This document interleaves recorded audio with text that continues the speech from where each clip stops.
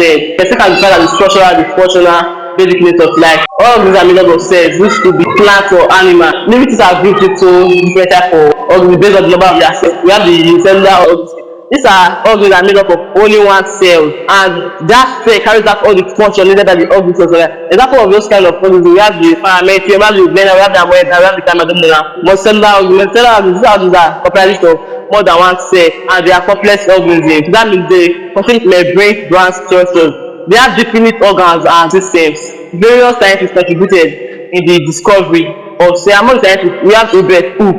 Robert Hooke was an English scientist who seen as the father of cell, discovered the honeycomb structure of a cell in 1555. In his book Micrographia, he discovered the tiny slice of a cork from an oak tree. He thereby established that the last tiny slice from a cork of an oak tree contains components or room. That component, he named it cells. Then Felix Dujardin was a French biologist. He discovered a cell made up of living organisms called protoplasm. Matthias Snedon was a German botanist. He proclaimed that the body of plants were made up of cells, which were the basic unit of life. Rudolf von Virchow. Rudolf von Virchow was also another German biologist. He proclaimed in 1855, or he concluded that cells exist or they come from already pre-existing cells. The cell theory states that cell exists from pre-existing cells, and there is no life apart from the life of cell.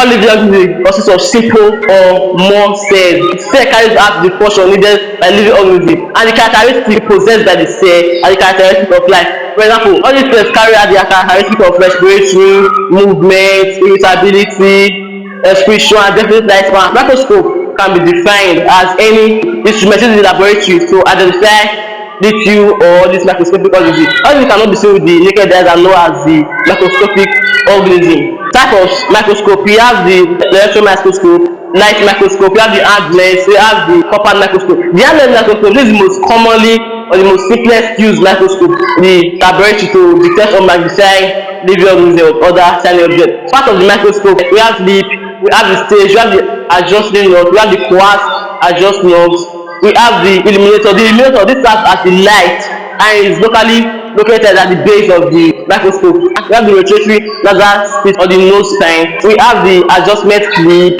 Thank you.